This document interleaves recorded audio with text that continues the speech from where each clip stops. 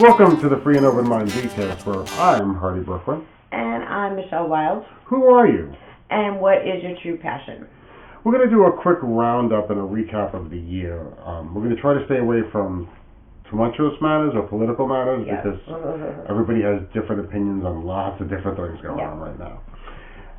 And that's not really what the purpose of this is. The purpose of this podcast is how do I cope, how do I deal, how do I find my true self, and how do I go through that change in a positive manner so that I am growing as a person without hurting or harming other people. Right. So some of the things, I want to recap some of the things that we discussed. We went over consent in all aspects of our life, consent with your boss, consent with your partner, consent, you know, whether it's sexual or not sexual, and then we went into boundaries and your hard limits. So a little bit about consent. So one of the things that's happened through this year of 2020 is everybody has had to learn, or should have learned, to use consent more effectively to protect themselves. Right. And as we are getting ready to roll into 2021 and a whole new slew of lockdowns, requirements and regulations coming just because of the world as it is. Right. I really want to remind people that please, if somebody does something to you, asks for something, does an expectation that makes your stomach feel not so good, start working on that consent. Say, I didn't give you permission to do that. Right. Right. I didn't give you permission to give me a shot in the arm. I didn't give you permission to spit in my face. I didn't give you permission to do these things. And walk away from the situation. Take ownership for your own inner peace, your own inner feelings. And the other thing that lines right up with consent was boundaries. What will you tolerate of other people? Right. And how to actually voice and vocalize your boundaries without being angry and angst, right? I mean, right now, I think that it's okay for some of your boundaries to be vocalized with anger, but it's not a good thing. It's not healthy. It's not healthy. But since and it comes off as not like giving yourself a boundary. It comes off something totally different. Yes. And very accusatory. And sometimes it, you know, like I was on the subway the other day and there was a woman that was obviously not 100% healthy. I don't know whether she had COVID, the flu, the cold, whatever she had. It didn't matter what she had. But she had to have her mask off because she had to have her tea. Okay. And I made a comment. And the response I got was like, it's not God's will, whatever it was. God's will. And my boundary was violated, except I made a critical mistake. Somebody that talks to people about boundaries, I decided that I was going to try to educate this person. Oh my God! But how did she know that she, you know, overstepped your boundaries? It's not whether she overstepped my boundaries. I was having a conversation with her about proper behavior in public. Okay. As far as what society deems as acceptable, what the sign right in front of her said was acceptable. Okay. And I was allowing the PA system, because I thought I was being cute. I didn't realize I was instigating all the other supporters of her around her in the car. I was allowing the PA system to fill in my sentences. So, wait a second, like every time you get on the subway, you need to, and then the PA would say, all riders must be masked at all times and must cover your nose and mouth. And I would let that play out. And the gentleman next to her, told me that we'd get more things with honey. And I looked at him and I said, interesting. You've never heard that before? I've heard that before, right. But I've never heard that before when I never made a negative statement. So I told her it would be great to wear a mask. I said, it's the rules that you need to wear a mask. I didn't say she had 6 heads. I didn't say she's a bitch. I didn't say she's anything. And then as soon as he said that, it turned me to anger. And I don't know why it did, but my response was, you need to get your fucking ass off this train right now, and your crazy psycho murdering bitch lady that you're defending And I'm sitting there, and I'm literally saying all this to her as her child is sitting there, unmasked, wiping their nose everywhere. And I'm sitting there, I'm saying, I'm having a discussion. Could it just been easier for you to go to another car? That's my point. That's the point I was trying to make. It's my boundaries are violated. It's my responsibility to get up from my seat and go to another car. Right. Which, as soon as I watched the kid do this and then touch the pole, I then realized that I was in the wrong. I was expressing my opinion, my feelings, and my emotion onto someone else. And not only was I doing it to someone else, I did it to everybody else in the car. Right. Because everybody else had to hear that and deal with that. And then this guy tells you you get more by being honey, and you've been nice all along, and this guy's accusing you of not being nice. Correct. And that's what triggered you. And that was my trigger. My trigger was contradiction in reality. Right. Like, but he only knows you in that moment.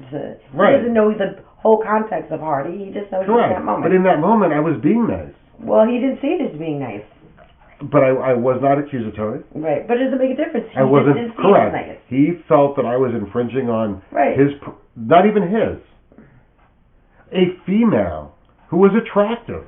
Now, let me tell you, I don't think he would have responded at all. It doesn't make a difference. Correct. It doesn't make a difference. The point but he was defending somebody else because he felt I was violating their right. Whatever space. his perspective is, wherever culture he comes from, whatever, he has a whole different set of views. And that's why when we deal with boundaries, it's up to us to get our ass up and move to a different place. Right. Take ourselves out of the situation. Right. Take ourselves out of the bad environment. And I did. At the next stop, I was like, this is not going well. Right. I don't need to deal with this. Like, these are two people screaming at me with no masks. I don't need to be in this car. Right. So I literally got my ass up. I got off, and I waited for I actually didn't even have to wait. I just got off the train. I walked into the next car, and I sat down, and I went my couple of more stops, and I went home. And I thought back on that. And a lot of things, and if we unpack that, there were a lot of things that happened was I was never nasty. I was never accusatory. And other people in the subway actually made that comment that, like, he's using honey. Like the lady next to me said, he's all honey right now, sugar. Right. The working in boundaries because that was that I had to consciously get my ass up, leave that subway car. Yeah. Because it's about me protecting my boundaries. It's not my job to police the rest of the world and protect the rest of the world. It's my job to protect my inner peace. Or change anybody's mind. Correct. And it's my job to protect my inner peace and my inner heart. Yeah. Right. And your health and well-being.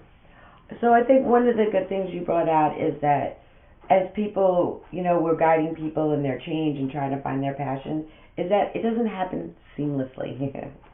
That you're going to make mistakes, you're going to fuck up, you're going to want to give up, you're going to be like, why am I doing this? And then you're going to have like an amazing, great day, and then all of a sudden you're going to be back to ground zero.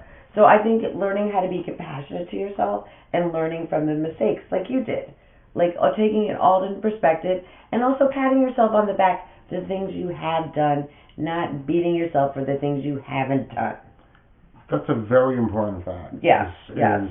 I've accomplished so much, but there's a lot of things that I haven't done. Yeah, because you're always looking like this. It's a whole big picture. Right. And what I haven't done is what? Is that relevant? Right. Right. But so one of the things I had said many times in the other episodes is at the end of the night, just sit there and say to yourself, what did I get done today?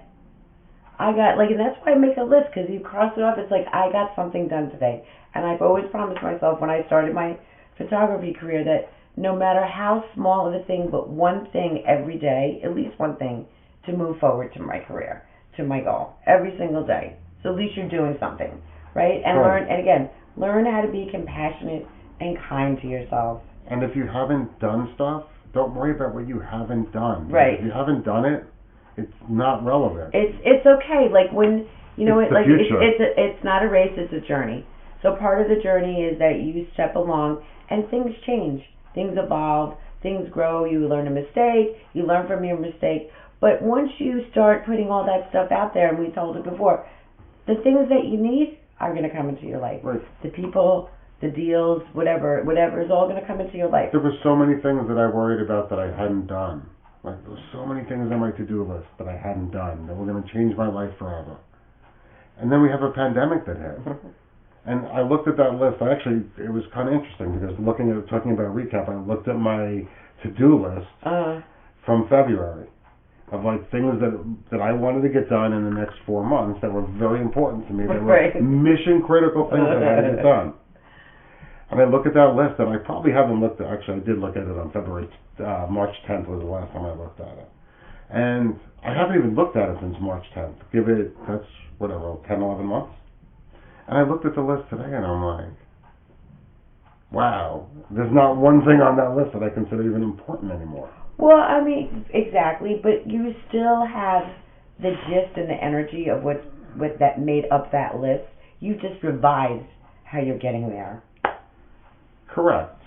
I revised how I'm getting there, but a lot of even those tasks that I felt were so important, because of how society's changed and because of how I've changed, they become irrelevant. Yeah, and personally, that's like, I know this pandemic's horrible, and I try to look at it in a lot of positive things happen in my life because of this pandemic, because I was home, because I was forced to stop and really think about what was important in life, what I really want to do in my life. You know what I mean? And for a lot of people, taking pause was a really good thing. An amazing thing. And I don't want to discount for all the people that are going through hardship, suffering, lost people, lost friends and loved ones. And I do think that a lot of people that taking pause was a really bad thing. Because when they had to look at themselves and what they really were, it created a lot of turmoil. Yes. But you know what? Is that a bad thing? Because eventually you have to deal with that. At some point, I had a friend of mine, a couple of friends, who ended up they couldn't handle isolation. They ended up in the psych ward. But now they're so much better. They worked through that. So I agree with that statement wholeheartedly, as long as those people are getting as long as when you're going through this transition, you get support. Support. Yeah. Because there are so many people that don't have access, don't have the resources. I mean, I coach 2 or 3 people for free because they don't have the money to go get a therapist to deal with all the shit they're going through, and their insurance doesn't cover it because of their job. Yet they'll make me dinner one night a week, and I'll give them a session. Okay. So, but also to be resourceful, because there are places that you can get free therapy because you've been affected by COVID. Right. I'm just talking about New York. I'm not talking about any other state, any other country, because I don't really know. I only know about New York City. Okay. I don't even know outside of the city. Even those resources. But I'm just saying that there are resources. Okay. And we just reach out, try to get them. Right. And just remember that there are people around you, and we do realize that a lot of the things we're saying are coming from our perception of the world. Right. And I want to really reiterate that, because I've literally had conversations with friends that psychotherapy is not an option where they live. Right. Because they're an outcast. And it's becoming more because they could do a teledoc now. Yeah. But because they're where they live, and even in the environment. I was literally just talking to a person, and they're like, where am I going to do? Am I going to sit on the toilet and keep the water flushing while I'm on the phone with my therapist? Because it's too cold to go outside. So just be resourceful. Reach out to the help that you need. And if you can't get it somewhere, reach out. There's tons of people in the world that will help you. And please be compassionate about yourself. Yeah. I can't stress that enough. That you really do have to be compassionate. And don't, just because there's a block in the road, it's not a block, it's just a speed bump. We've all had them. I've had them too. I've many, and to this day, just want to be you know what? I'm just going to take my money and go somewhere like Malaysia and call it a day, change my name, and then that's it. Right? It just seems oh my God, it just seems so much easier. But, you don't want to do that. You really don't, because in the end, you're only hurting yourself and you're only compromising yourself. So, you just have to stick through it. I know it's really difficult. And the point that why we started this podcast is to give people, even if you take one thing away from all the episodes that we have, then that's great. Something positive. And we want to talk a little bit about the guests that we did have. So we had some amazing guests. We had the financial sharktress. Yes, she was amazing. Who really works with people to create a much better relationship with money and to put you in a better position with money. Yeah. And you can reach out to her in the show notes, financialshockforce.com. I mean, God, she is an amazing person. She's really helped a lot of people transition, not necessarily just on the money side, but she also has empowered people by her example. Yeah, she was really good. She changes your relationship with money, is a good way to put it. And we had Miss T, who is she was a tailor, and then she became a makeup artist, and a very successful makeup artist on her way to becoming stardom. And then we had your friend. Roland. Roland, with the artification, so somebody who's gone through a bunch of different changes in his life.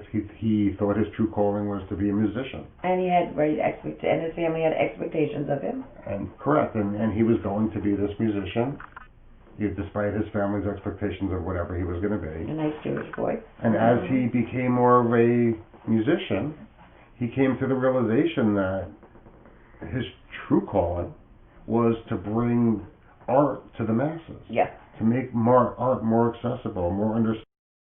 Right. And he's done a lot in everything he can. And more like underground art, not like... No, he does mainstream. He brings mainstream galleries to the masses. Where... No, I'm talking about the artist that he's displaying. Correct. Yeah. He's working, and what he does though, is puts it together so that most people can understand and better target art. So when you go someplace, you can see it. Right.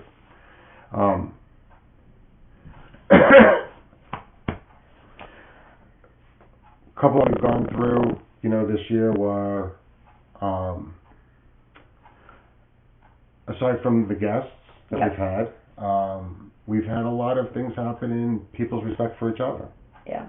And whether or not that's a political stunt, I think that one of the things that I think a lot of people in this country have grown is that their eyes have been at least opened up.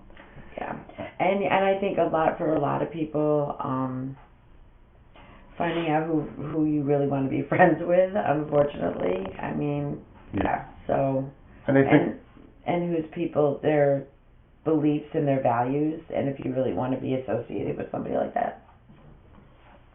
And we as a society have changed a little bit from all of that. And all I'm asking, when we go through change and transition and we're finding about ourselves, just absorb all of this stuff around you and be conscious of what makes you feel okay inside, and what makes you not inside. Yeah. And I've literally been talking with one of my clients, and she's having a very hard time staying connected to her people, because what this kind of brought out is a different perception of self-worth, value of other people, respect for other people. So just remember that as you change, you need to make sure the environment around you changes and grows and grows. Or like I said, you evolve, and so does your friends. Your friends, what I'm meaning is that different friends come into your life. Correct. And that's a really important statement, is that different people come into your life. It's not our responsibility to change everybody else to be like us. And that's one of the things that a lot of us have learned. I think dictators do that, right? And I think that's one of the things that a lot of us share, is that we don't want people to force us to change. No, not at all. So I want to say that I'm extremely grateful for everyone that supported us for the last what we've been doing the last 9-10 months. Yeah. And all the positive feedback and the non-positive feedback. I appreciate that too. And we're going to be doing a lot next year, and next year be, I don't want to say but different. Definitely different. I mean, hopefully I'll get the remote video thing worked out. I've got a little bit closer. We have a new location, so we'd like to next year have call-in, or people send in questions and ask us questions, or have special requests for guests that we want to interview. So any of that feedback, you can either comment on the YouTube channel, or you can send me an email at fun@brooklyn.com. We do have guests that we're lining up right now. We have hopefully a DJ and an elf. And not one of the same. A DJ and then an elf. Right now the elf could not be today because she is collecting presents. Oh, that's right. She's collecting presents for a donation location. Yes. Where she will be getting on the end of the magic box. Oh, nice. By Michelle, Joni, and crew to distribute those throughout New York City. So she and Michelle Joni are living their true passion, is bring art and love to the community, and that's what she's doing today. She's actually out there. We're actually recording this on 2 days before Christmas. Hopefully it'll be a couple of days late. You know, it is what it is. But while we're recording this, you know, our friends are out there living their true passion, collecting presents, getting ready to deliver them, and deliver the goes along with that. So, everybody, a happy New Year. Me too. We'd like to thank Rev Up Your Resume for all the support that they've given us. Like to support headshop.com, who's given support at the beginning and is going to probably be coming back. New ownership, new management. They're looking at maybe doing kind of weird stuff with us. Okay. And then we'd like to really give a shout out to Martin from Flow Juggle, who has really helped me personally through the pandemic by bringing his toys to a lot of the parties, the outdoor parties that I went to. So I got a lot of the visual experience. And we want to say thank you to everybody that's watching. Yes. So just to recap, be passionate about yourself. Work on your boundaries. Remember, it's about you protecting yourself and removing yourself from the situation. And just remember that once you get that, it's super easy to get away. Yeah. And we're only going to go for the fuck yeah when we're accepting consent, not the maybe. And we can always take that fuck yeah away as soon as we don't feel uncomfortable. That's really what we want to tell people. Yeah. My take is that you learn to be kind and compassionate to yourself. And ask fellow man. And think about what